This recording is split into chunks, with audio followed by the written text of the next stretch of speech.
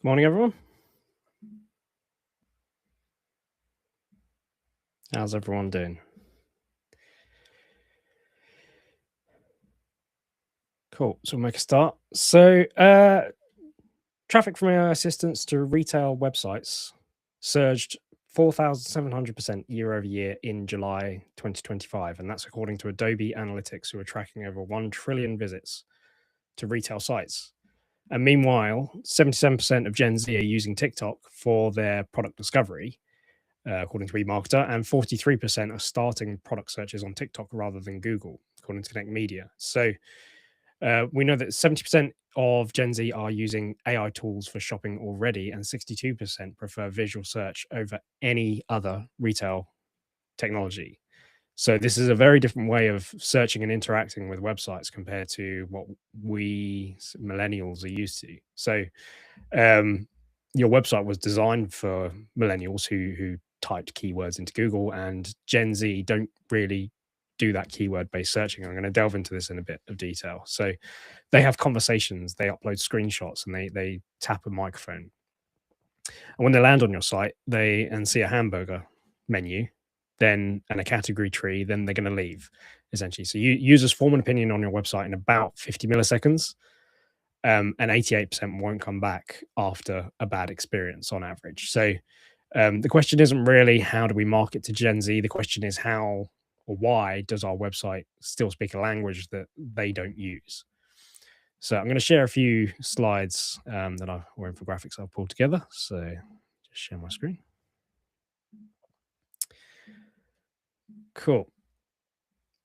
Right. So this is essentially the difference. So millennials, what we did, we would search for the item that we're looking for, having already done our research to figure out which item it is that we need.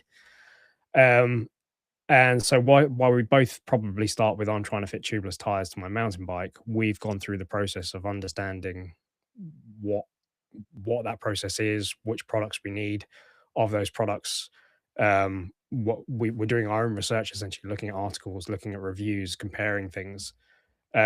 So by the time we get to Google, we're already typing a product name that we know. So we're browsing categories, we're comparing, we're filtering, we're deciding what it is we want through that keyword based search. Whereas Gen Z is very much asking a question. They're having a conversation. So I'm trying to fit tubeless tires onto my mountain bike. And they're describing that to AI chat, they're describing it to TikTok or a voice assistant, and they're expecting instant relevant results from that query. It's a very different way of searching to our kind of traditional research based method.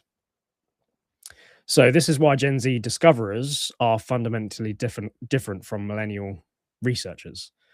And the navigation menu is leaking your most valuable future customers. Essentially, it's one of the key friction points. I'm going to get into why. So I'm going to talk about how you can rebuild your site around intent and conversations rather than just categories as well. If you're finding this useful, so we do a weekly use newsletter with similar breakdowns on the data and strategy side, built for DTC marketing leaders. I'm going to drop the link into the chat now. I'll drop that in there. Cool. And yeah, so let's talk about why your site speaks the wrong language for Gen Z. So there is a generational mismatch here between researchers and discoverers. So let me just bring up that.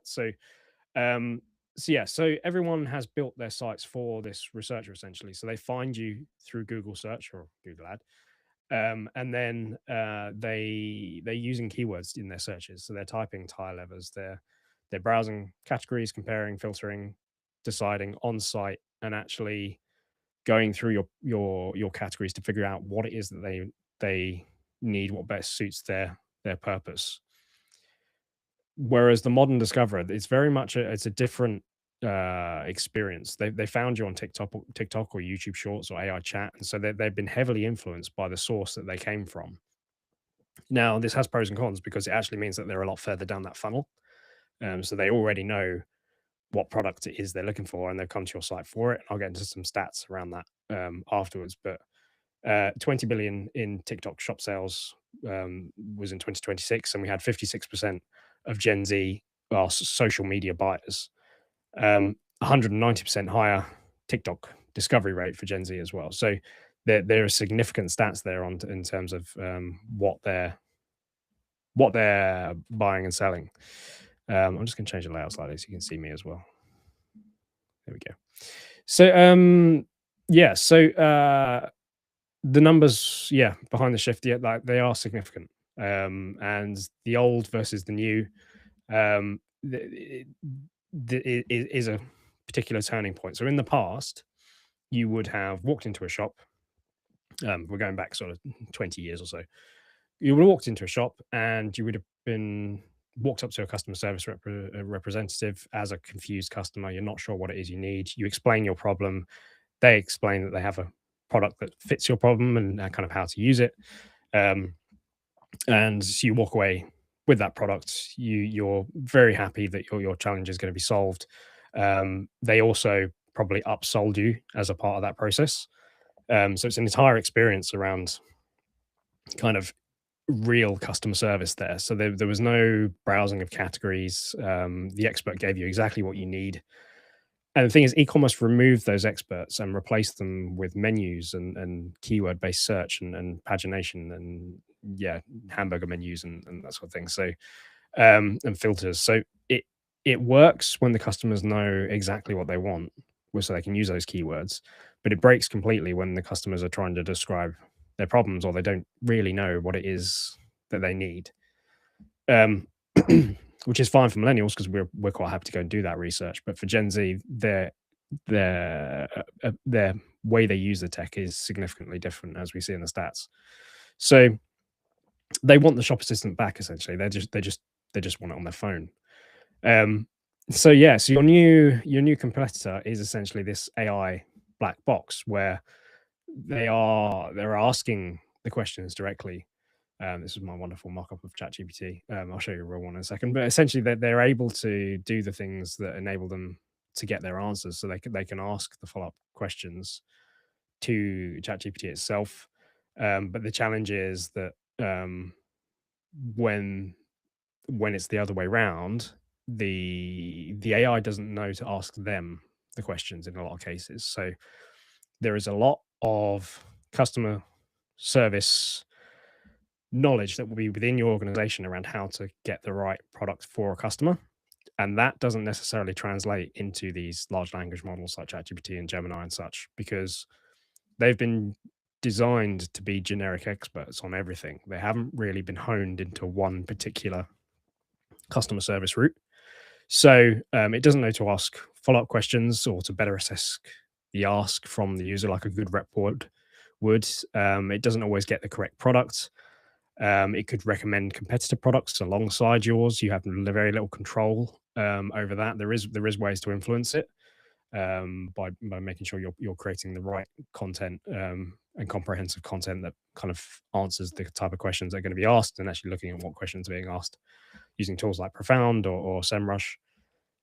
But so it's suggesting competitor products. There's no upsells of additional product lines, and you have very little control over what it says about your brand.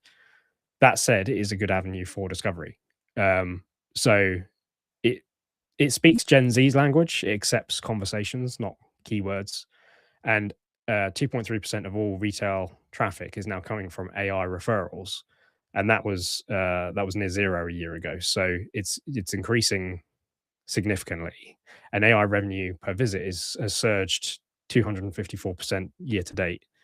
And AI referrals convert at 11.4% versus 5.3%. And that's an important stat. So 11.4% versus 5.3% for organic searches rather than coming from AI. So it's double the conversion rate if they've come from an AI, which shows they're a lot further down the funnel, a lot more ready to convert. And it's not just a conversion. Like AI referred visitors are higher quality across the board. They spend longer on site. They're 45% longer time per visit for AI referred users. There's a 33% lower bounce rate. for AI referrals, and a 13%. They visit 13% more pages when they've been referred by the AI. So they're not just window shoppers. AI is actually sending you visitors who already know that they need your product. So the question is kind of how you handle that. Now, here's an example of kind of the question. So I've got a puncture on my road bike. What do I need to fix it? And it's got, here's the essential kit you need. So you're going to need all these things. You're going to need some tire levers and a pump and spare in a tube and multi tools and that sort of thing. It's got photos. It's got guides. It's got quick repair process. It's got right, but it's not necessarily the guidance that your team would give, and it's not necessarily recommending products. In fact, in this one, it's not recommending any particular products other than maybe you can see a product in the image there. Um, so you want to get to the point where these AIs, one, they're recommending your products for simple purchases. So your more commodity items, you want those to be able to be bought directly in the chat. But then we need to serve the customer better on our site so that they're more willing to come back to our site directly next time rather than going to the AI for this sort of problem. So if they know that you sell mountain bikes and all mountain bike gear, for example, if you've got an experience that is better than ChatGPT at solving mountain bike related issues, then they're going to come straight to you because they had a great experience last time, and then users will come back for that great experience. So let's talk about the keyword playbook versus the conversational playbook. So 2016, we very much had these kind of breadcrumbs and menus and trees and filters and that sort of thing. And we learned, even back then, that menus that were too deep created friction for a purchase. And so you lose, I think it's something like 25% on every extra click that a user has to make.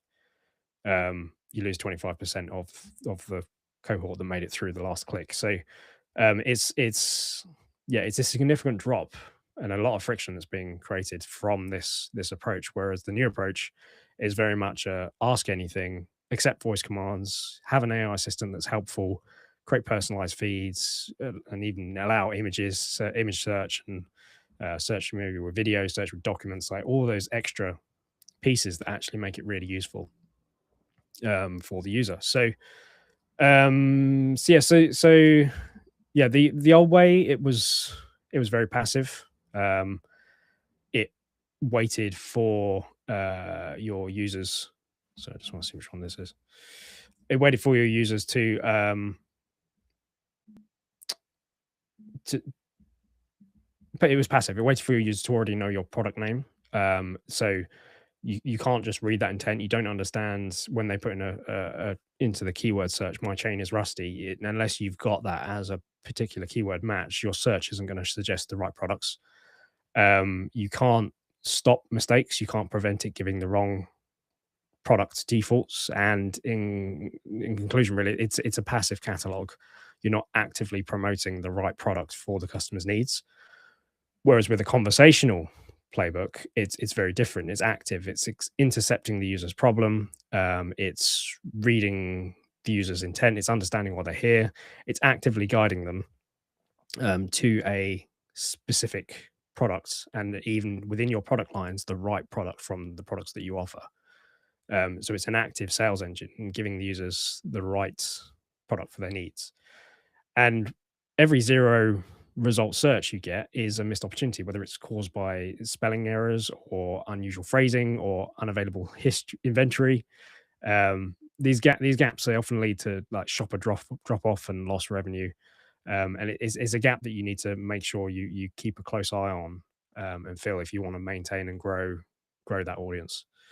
So so there's a bit of a language gap there, and Gen Z do speak in conversations, and your site is likely to respond in categories and use keywords. So if you're interested in this kind of topic and learning a bit more about how to actually go ahead around implementing these tactics, I'll drop in our newsletter in the chat again for anyone who missed it. So it's there for weekly breakdowns and tips like this on this and similar topics.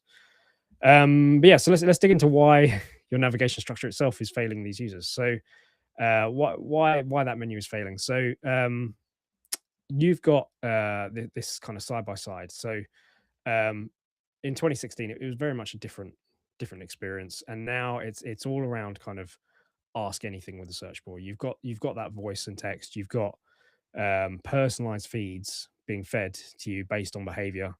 And in the visual search, they're able to ask things like "Show me green sneakers from TikTok." Like it's a different kind of experience. And 91% of consumers experienced frustrating digital service issues in the past year. So it's a significant amount that are now finding websites to be quite full of friction, should we say, for checkout purposes. So they're starting to get used to this new experience of actually having voice and conversational experiences that give them exactly what they need when they need it, and they can follow up and they can delve into things in more detail. The old websites we built, they're not supporting that structure anymore, and we now need to rethink this around how we support those users better. So it's creating a lot of friction for the users. So they essentially the users have a high intent when they're coming through to the site, and they're demanding better results from the websites that they're visiting. They're demanding a better experience, zero friction, being able to ask anything, get that same experience that they had with the AI on site. And if they don't start getting those experiences, they're just going to stay on the AIs. And we need to do something to kind of make sure we're transitioning them across. And this is very, very clear when you look at somebody like Amazon and the experience that they create, because they've created such a good personalized experience. It just keeps you going back. It's why they've done one of the reasons they've done so well. Personalized experience, great customer service, kind of you get next day delivery, easy returns, all those kind of things that you want from a retailer. So, and then yeah, each one of these is kind of a little bit more friction that essentially it causes a little bit more drop off in terms of your users who are successfully getting through to checkout. So extra menu taps, so if they're having to tap extra menu items in order to get through to the item they're looking for, if you've got that kind of multi-click navigation or filters and categories that you have to click through, if they're trying to get an answer to their challenge, it's if they're not able to get the answer as well as the products, you could very much be looking at abandoned journeys there. And each one of these is kind of a 25% drop off in terms of lost users from not being able to find the answers that they're looking for. So you're what they're really looking for is the instant results. They're looking for that core content that they don't have to go looking for, but they can ask and get given.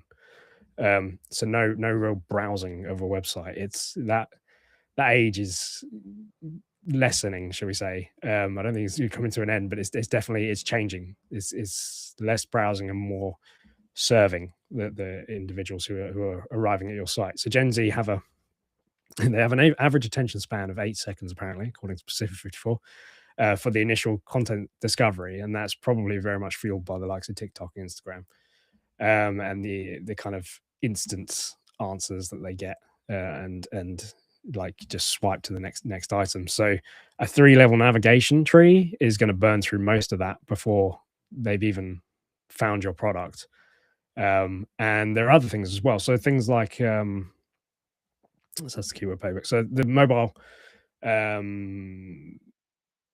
interaction. So when they're actually using a mobile device, and this is a nice article I found on Medium here by this user. So they when they're looking at a website on their mobile, you have to start thinking about things like the ergonomics now, especially with some of the larger phones, where it was fine a few years back when phones actually got a bit smaller, but now they're getting larger again. So larger screens, more kind of screen real estate.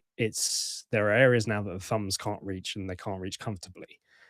And it's that kind of thing that causes is the actual ergonomic challenges that cause friction towards getting to checkout. So it's rethinking the way that we build these mobile sites based on what's happening now. So when you've got a kind of 6.8-inch phone, it's very hard for somebody with smaller hands to reach certain areas of the screen, like the darker areas here. Where and you can see kind of depending on the way they're holding the phone, left hand, right hand, or two hands together, kind of where they can reach easily. Now, most sites put the navigation menu up the top here. which in no way is ever easily accessible when you're on mobile. So it's over the top of the screen. It's kind of the inaccessible zone. It's hardest to reach with one thumb. So where should your CTAs be, and your search, and your if you have a navigation, maybe think about repositioning it. It's probably down the bottom here somewhere. So you've kind of got this nice zone of kind of being able to search. And maybe even if you do leave the nav up there, having just the search in an area that's easy to reach. So don't put the search, hide the search in a nav up here, but put it in a hero that they can scroll to, or on page in an area that they can scroll to easily, and actually, yeah, be able to access straight away. Access straight away. So, and there is some stats around this. So there is an 86% mobile cart abandonment versus 70% on desktop. So there's a significant difference between the two, and part of that is due to connectivity. So it's things like making sure your site is fast on mobile as well. So looking at 4G and 3G, because even if your site is okay on 4G, how does it perform on a lesser 4G connection, like when you're in a tunnel or on a train, or in a kind of spotty area for reception? So the smaller weight your site is on mobile, the better experience they're going to have. And mobile users spend 2 minutes 21 seconds on average on a site versus 5 minutes and 13 seconds on desktop. So there's a big difference between the kind of time on site. And desktop converts at 4.8% on average versus mobile at 2.9%. So there's a 40% gap between the two. But it's worth noting that 62% of all web traffic is mobile. So the majority of the traffic is being served still a desktop favoring experience on mobile. Yeah, most of the traffic is now mobile. So most sites are actually getting this wrong, in the way that they're structured. So part of the gap it's ergonomic. It's your most important actions need to be accessible in the accessible part of the screen, not hidden up here out of the way. So, so if they're not using the menu, how are they finding the products? And it is essentially they're asking the questions. They're saying, "Show me green sneakers from TikTok." They're using voice. They're using image search. 22% of the under 35s are using image search. 50% of searches are now voice activated. So you think of like the likes of Alexa and Siri, and even just when you're on Google, just clicking the search button, or using kind of the voice to text on your phone. 60% of Gen Z are find AI shopping attractive. Now, this is very interesting stat, because this is basically this is the future. This is them saying to the AI, get my usuals, get my usual products. I want to get a new MacBook or something. Find me a MacBook under $2,000. And it actually being able to go off and say, do that search itself and go and find from the various sources where the best most appropriate answer product for their requirements is. So you can actually have the AI go off and search for it themselves. So you got this multimodal search. That is essentially, it's the number one e-commerce search trend for 2026, is what everyone is now looking at. And yeah, this 22% of under 35s, it's a large number of just going straight to image for image search. And it's worth thinking about kind of how this is presented. Like, this could be, I'm looking for this product that I already have. You just take a photo and you need to be able to answer that. It could be, I'm looking for something to go with this. So shoes to go with this dress, or jeans and shirt, or I'm looking for the right color paint for my car. I've got a scratch on my car, here's my car. It's all of those different experiences that we need to now cater for.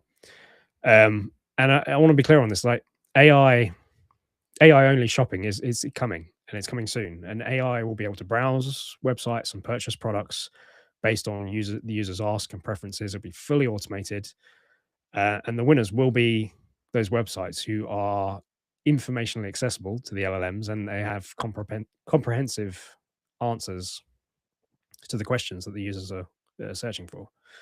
It's the sites that who are fully connected, and in conjunction with this, those sites who demonstrate an exceptional AI-enabled experience will they'll be the winners. So customer service and great customer service is always one.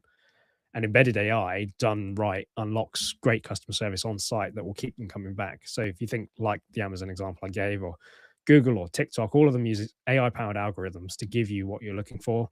And that's why they do so well. And the thing is, now you can too, because all of this is now accessible for most sites.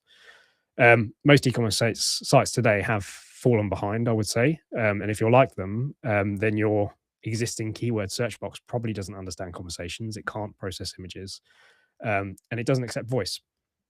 It's the digital equivalent of a shop assistant who only speaks one language that isn't the right language for the territory. It's it's but this is where you can have the first mover advantage. So the thing is, it's not new news.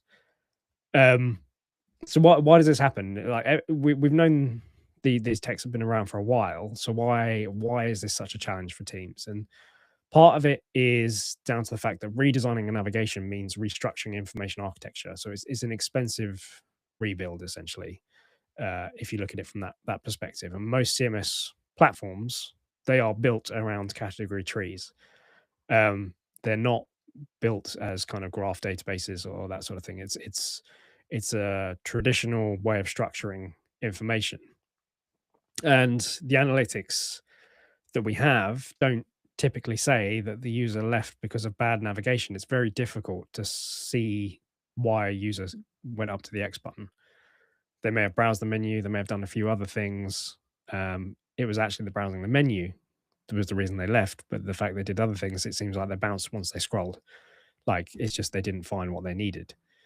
So yeah, and senior leadership are millennials. They browse differently and they don't notice the problem. So it's a challenge that you have to overcome with your senior management for them to understand that actually times are changing, and whilst this may be the best way that you enjoy exploring a website, it's not necessarily what the users are looking at. So we have to look at the data and you make actual justifications based on what their preferences are. So it's a conversation you have to have very carefully and with the senior management to say this may not be the best approach. And yeah, the it works for desktop mindset when 62% of traffic is now mobile isn't necessarily a good way to structure it. So you have to look at your own analytics, given like some sites are still probably experiencing higher levels of desktop traffic than mobile. So it's very much down to looking at your own analytics and making a justified decision from those.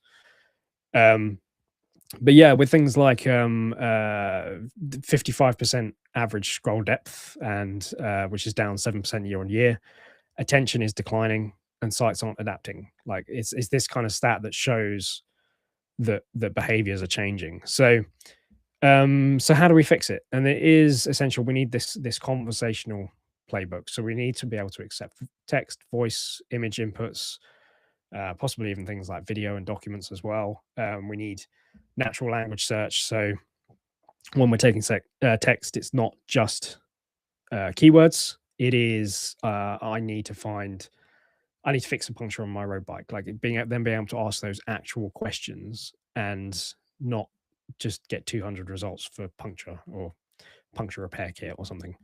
Like they need to be able to ask the right question to get the answer that they're looking for.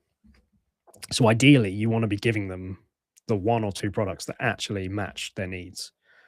So them being able to ask a question, ask another question to refine the results and get honed down on what that should be.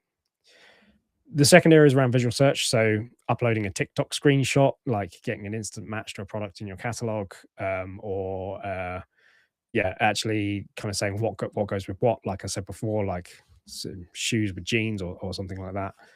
And then yeah, voice search. So there is the web speech API that you can use. It's already built into all the browsers. It's very easy to unlock with the existing tech that already exists in phones and computer browsers. So desktop browsers. So it's very easy to integrate. You've got your it's all client side. There isn't any concern around kind of having biometric data stored or sending actual voice recordings to the sites. Essentially, it's all done on device. Um, and it's simple to kind of integrate and take those voice commands and turn them into text. So it can be as simple as one of these buttons. Essentially, just it takes the voice and it inputs the text on the text bar. And yeah, things like QR codes and easy ways to kind of get access to that information. And then there's the AI version of this. So this is replacing the traditional menu with ask anything kind of commands. So I mean, you go back to the Chat GPT example. So they don't really have a menu. They've got the kind of the past conversations. They've got the ability to start new chats and search and look at your images. Like this is one of the world's biggest used sites, and they don't have a menu. All they have is this ask anything bar, and that's essentially where all the conversations start. So it's a very different experience, and yeah, it's giving the right answers to the user using the easiest possible methods. So yeah, some typical conversion data you can expect from this. So or examples. So AI powered search users convert at 3 times the rate. That's the Algolia stat. 15% of visitors use search, but they generate 45% of revenue on average. So search is underweighted as an avenue on average. So 30 to 40% conversion rate lift you can get from adding visual search typically, and you get a 49% sales growth by adding AI search and a 3 times market average conversion according to Algolia. And Staples, when they did this, so they added an AI assistant, they had an immediate 25% conversion boost. So if you want a simple stat, that's the the one to look at. So yeah, the Staples case study is a good one. And yeah, they had that immediate impact on just on their existing experience just by adding the AI assistant. So yeah, so visual search. So this is essentially where the money is going. This is the big thing for 2026 that a lot of sites are adding. So it's projected to grow from 42 billion to 152 billion over the next few years. And yeah, it's not experimental. This tech is now very much proven. We added it on K's. I've not got that example open, but I can show anybody who's interested. We had it on K's, so they had a prop search where you can search for products that are similar to other products and search by like colors, by type, by era, all of those things that kind of enable and unlock a faster search and being able to design a set, because they do TV and film props, design a set for the particular show or movie. So yeah, it's very much a different way of searching, and you can think about kind of the personal assistant approach for just about anything, any other product, is very helpful. So the next thing is to essentially personalized by intent and not identity. So this kind of we know who you are PII tracking is very creepy to most people, especially Gen Z. The even like the welcome back name is probably a little bit creepy for a lot of people. Like, it's how did you know my name? Kind of, it's a bit odd. Over analyzing the users. So for example, telling them you're lying on your left side, perhaps you'd like this kind of addition to your phone. Like, it's like, how do you know I'm lying on my left side? And when you look at it, it is actually quite easy to use the sensors in the phone to say which way the phone's leaning.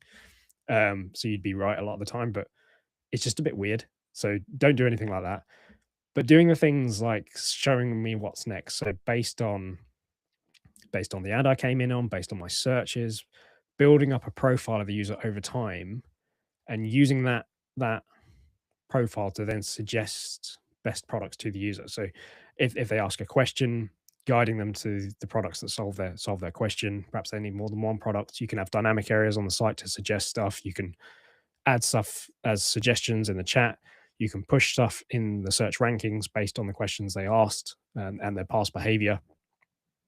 You get, according to SingleRain, you get a 270% engagement increase when that personalization is AI driven, as long as you do it in a intentful and helpful way.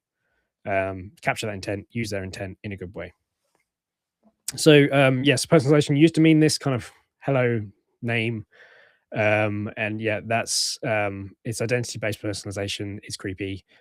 What we want to do now is actually just give a good customer experience. Like the old customer service rep, they didn't need to know your name to recommend your product. They just needed to know your challenge and understand you and your preferences and what it is you're looking for, to give you the answer that you need. So that's the future of personalization. In my opinion, it's the way things are headed. So it's not who are you, it's what do you want right now, what's right for you. So yeah, so what do you need to build? So you need to build session based product recommendations. So no login required, just capturing what's the user's looking at and updating the results in real time. You need a dynamic navigation that adapts to browsing behavior, maybe adding things like wish lists and stuff and making that kind of thing more prominent depending on their behaviors. You want an AI based next best action or next best product prompts or area on the site, and you want to build up the you don't want this to have them to have to fill out a form in order to get all of this information. You want to do progressive profiling, which is basically building up a picture over multiple visits and not one massive form. So yeah, when it's done well, you can look at a very large engagement increase, 217% as the example there from single grain, but only when it's helpful and not creepy. So this is a part where it starts getting a bit more difficult to integrate. So a lot of teams get stuck here. Things like the multimodal search, the intent-based personalization, they aren't just plug and play. They are easy if you know how, but they need the right data architecture. They need changes. They need engineering decisions. And whilst yes, you're welcome, kind of take this on internally. If you do want some help or just someone to just audit what you have already and tell you what's actually achievable, we can hop on a quick 30-minute call and do a quick assessment for a no obligation kind of discussion, and if that is useful. Right, but moving on to the architecture that makes all of this actually possible. So you want to make your architecture LLM ready. So this is this is kind of the next stage in the process. So it is it's creating, I've called it a sentient UI. It's not actually sentient, but it kind of feels that way once you start using the sites in this way, because it's a site that understands you and your preferences and updates in real time. So it feels like it's really actually getting to know you a bit like the way kind of the chat GPTs and Geminis do when you start to get asking them to remember things and they're actually yeah, this is perfect for me. You start to feel that when you're having those interactions. And this is how enterprise brands are going to bridge the gap between this legacy tech and the expectations of the 2026 user. It's not just Gen Z; it's everyone is moving into that. It's just Gen Z is a good cohort to look at to see how everyone is going to progress. So, and that's typically always been true in the way that they respond to tech. So, yeah, so there's this 3-layer architecture. So first of all, you need a headless front end. The reason for this is you need it to be high speed. You need it to be AI driven. You need sections to be dynamic on the site, and you need it to not be based on your legacy CMS. So it in terms of the categories and structure, because you want to make it conversational, and by having them separated, you can take full control over how that information is rendered on the front end. So, so yes, you need that. You then need a kind of middle layer, and it's quite easy to put these between the two. You can also, you can even put it in front as well of the site. So you can have an AI layer bolted onto the site that kind of achieves many of these things as a kind of quick win. But yeah, having this layer that is essentially your shared data core. This is where you have all your kind of your structured data, your knowledge graphs. It's the bridge between that legacy system and the AI. It is where you can have things like the conversational search API. You can have the AI search layer that essentially you can still use your legacy CMS or e-commerce system, but you can have that layer in front that just gives those extra features. So you can have the image search, you can have the voice search, you can have the semantic natural language questions, so asking in a question based format. So So yeah, so the web developer's role is very much changing from this kind of making sure that everything was built in nested navigation trees to actually giving everything in an LLM-ready context. So this is integrating schemas into the pages so that the AIs can easily understand what what is on those pages. So tagging up products, tagging up images, tagging up organizations, like whatever it is that you've got in your site, um, making sure that that is accessible to the LLMs. And this enables them to really understand you, your brand, what you sell, your entire product catalog, and then they can draw all of that kind of voice, visual, and text search themselves. They can draw from your same data core, and you can too. Your you want to have an AI on site that's trained on your products and your policies and your expertise and your customer service, essentially, so that it's able to give a better answer than the LLMs would give. And yeah, but you want to make sure that the external LLMs can read your structured data, because that then earns you the citations that drive traffic to your products on your site. So is that using the LLMs as a discovery mechanism, the same way you would have used Google or Bing or such, the search engines. So legacy SEO was very much around, kind of pre-AI was very much around getting keywords and backlinks and static menus and basic crawlers. In 2026 is very much around um, AI agent navigation, the structured content for the LLMs, and having flawless data schema. And there is a large part of this I've not written here that is very much around being an authority. So this is having comprehensive content designed on topic that answer your customers' questions, which you can capture through your Ask Anything search that you're going to add to your website. And then yeah, it's there's a nice quote here from Digital Commerce 360. So they said e-commerce faces a structural reckoning in 2026. The brands that restructure their data for AI will win. It's very much true. Um, you've got the chance now to be one of the early movers on this. It's pretty clear this is the way things are headed. It's worth considering. Um, so yeah, so let's move on to the next. So quick audit you can do yourself on your site in a few minutes is to basically say, can you go onto your mobile and look at your website? Can you easily navigate that phone with one hand, that website with one hand? So can you browse around your site? Can you add products? Can you go to checkout? Like, what does that process look like when you're using it? Only using one hand. You think a lot of people are on mobile now. They're going to be on a bus, holding onto a pole, whatever it is, um, walking down the road with a bag in their hand. Like, it's those kind of scenarios where they're using mobile. They may be cooking their dinner whilst holding their phone. It's the same kind of thing. Like where we want them to be able to browse that site easily. So there's a quick search you can do there, or experience to check there. Then you've got your search. So can your customer find any product without actually opening a menu? So you want to have that search direct center. They can click on it. They can type in their question. Can they find the answer? And yeah, and a good one to also look at there is how many zero searches do you get? So when you're searching for the products, how many times did you end up with zero results? And kind of reduce those. That's a very quick win that can kind of help you close some sales a little bit faster. And then LLM-ready data. So this is more a question for your dev team, but how well can an AI assistant understand your page? What schema appears? There are schema checkers you can run your URLs through to kind of see how well they understand. And that's one of the things we kind of look at when we're assessing websites. So if you answer no to any of these, then you know where to start. Yeah, it's an easy win.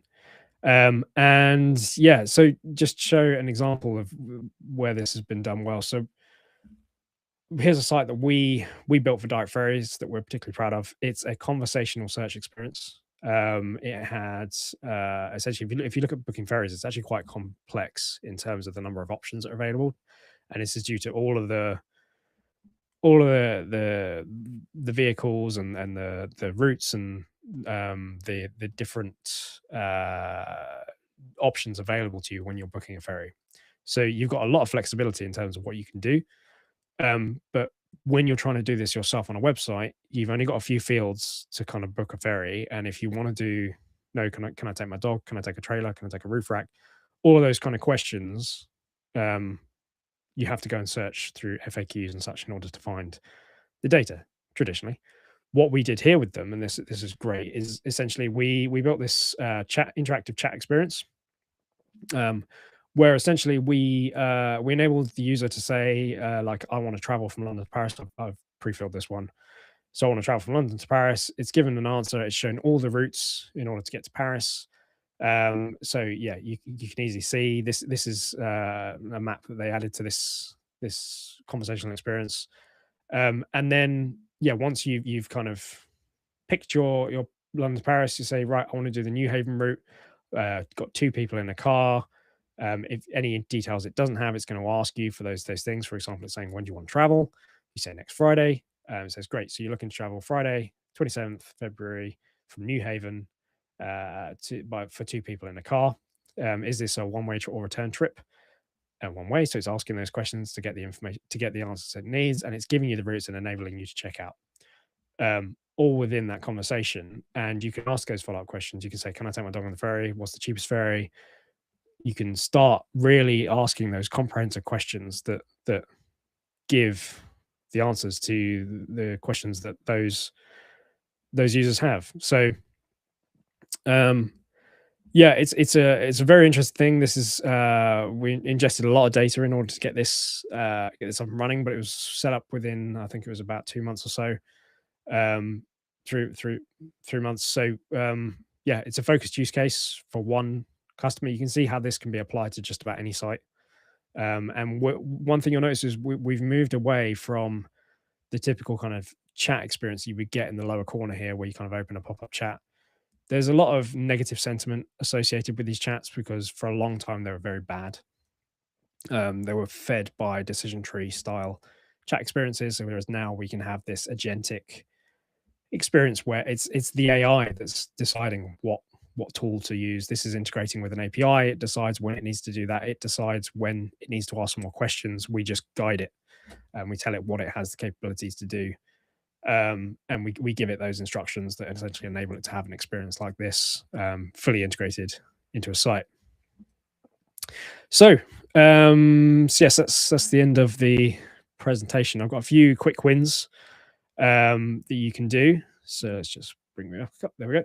So first thing is, yeah, move your search bar to the thumb zone. That's a quick win. Typically a team can probably do that in about 1 to 2 days. So just repositioning where the search is itself on mobile. So that's ergonomic accessibility for kind of just under 63% of your traffic. You've got adding natural language search to your existing search. That can be done in sort of 4 weeks or so. So that enables you then to capture intent, to reduce your zero result searches. You've got your mobile CTA placements, so where can they click? So kind of helping them to kind of get through to checkout a lot easier. So that will reduce that kind of 86% mobile cart abandonment. Add your structured data. That's around about kind of 2 to 3 weeks for most sites. So this is going through all of the products, all of the pages, the organization, and actually making the site readable for the LLMs and earning those AI citations. Obviously, there is a large part of that is content as well, and PR and how your brand is perceived by the LLMs, but that goes hand in hand with this. And then looking at your page speed, so making sure it's under 3 seconds on mobile, and that will get you on average kind of a 4% conversion gain per second saved. So yeah, it's a big increase, and yeah, makes a big impact. For the bigger investments, that's where you can start looking at things like the AI-powered multimodal search. So yeah, it's a kind of 15K plus investment. You're looking around about 4 to 8 weeks to add something like that, and you've got a 3x conversion expected from an AI-based search. But don't forget, you're getting 45% of revenue is coming from that 15% of users on average that are using search. So it's a large portion of your audience. So you can have a big impact with adding those things, especially visual search, which you can do typically around about a 6-week project. You can look at kind of a 30 to 40% conversion rate lift on average. You've got 22% of under 35s are already using it and happy to use it. So if your audience is definitely, if your audience is Gen Z, or Gen Z is part of your audience, then that is something to consider. And then you've got intent-based personalization engines. So this is actually where you're changing the site in real time, changing the search, changing areas of like dynamic areas of the site to feed product recommendations to the users, not based on things that they bought, but based on their intent. So the challenges they're trying to solve when they're searching. So it's capturing what that is and then showing them the right information. And that's around about kind of an 8-week project on average. Um, and then, yeah, obviously you need a headless front end for that kind of fully dynamic approach. That is a larger web build. So that depends completely on your architecture and enabling that AI native user experience. And then voice navigation. So this is again a smaller one. So you can typically be looking kind of 4 weeks or so. So yeah, 50% of searches are now voice activated. So that's your justification for the board on integrating voice on average and seeing the impact that could have on your website. So yeah, so some Q&A. So our site has thousands of products. Can AI search really handle that scale? AI search handles scale better than menus. It's kind of the point. There's no one can browse 10,000 products in a category tree. Natural language search, it scales infinitely, so you can keep asking questions. You can filter down those products. You're using a graph database, so on the back end typically, so you're able to explore the tree around a certain topic. So there's not so much data being returned typically on average, so you can have a lot of products and not worry too much about the scale of thousands of products, because the result set is a lot more honed and refined, and they can refine it further if you design the UI in the right way. Yeah, so Algolia, Covio, similar platforms, our custom built platform, which we'll be releasing very soon, can handle millions of SKUs. So yeah, it's a large volume of products that can be fed through these systems. And how do we measure whether Gen Z are actually bouncing because of navigation? So yeah, you want to track your usage rate. So obviously the benchmark was 15% of visitors. So compare the conversion rate for searches versus the browsers. So the benchmark is kind of a 2.6 times difference. Monitor those result searches as a kind of content gap signal. So you can see if you've got any searches that end up with 0 answers, then you need a product or a piece of content to kind of fill that gap. And then A/B test that by surfacing search more prominently on a segment and kind of measuring that impact is a good way to test.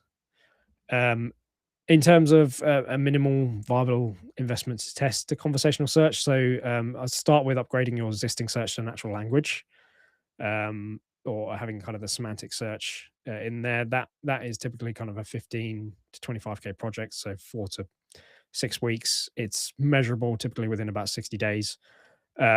If your search users already convert at 2.6x, then yeah, making the search smarter compounds that advantage. So should you remove the menu entirely or keep it as a fallback?